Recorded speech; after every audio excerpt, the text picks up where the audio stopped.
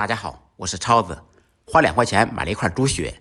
今天给大家分享一道下饭菜：韭菜炒猪血，鲜香滑嫩，没有蜂窝。我们在购买猪血的时候，可以用手按压一下，真正的好的猪血没有太大的韧性，轻轻的一摸就会碎掉。再一个就是真正的猪血表面不是特别的光滑，有一层微小的气泡和蜂窝，颜色呢并不是很鲜艳，闻起来有一股淡淡的血腥味。通过这几点可以辨别真假猪血。先把猪血切成小块，厚度约为1厘米左右。朋友们可以仔细看一下，我买的这小块猪血表面并不是很光滑，有细小的蜂窝。韭菜洗净切成小段，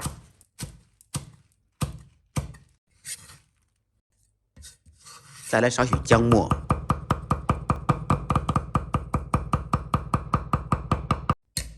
几粒大蒜用刀拍匀剁碎，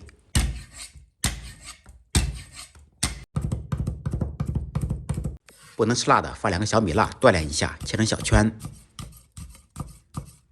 起锅做水，水开以后放入猪血，先把猪血焯水，去除异味和腥味。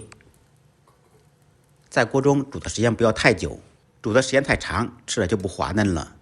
再次将近开锅时就可以了，然后捞出，再用清水清洗一遍，彻底洗净。洗好以后控水备用。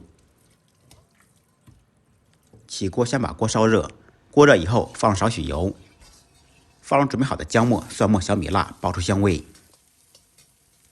小料炒香，放入1小勺干锅酱或者豆瓣酱，继续开中小火把酱炒香，放入焯水的猪血，简单翻炒扒拉2下，烹入黄酒或者料酒，盐锅边淋入去腥。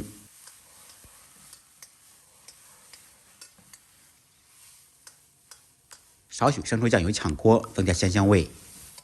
加入2小勺清水。猪血要想入味好吃，必须简单烧一下。放入适量的盐，一点点白糖、胡椒粉。在锅中开中小火烧2分钟左右。烧至入味以后，勾入水淀粉锁住汤汁，开大火快速翻炒，使芡汁快速成熟。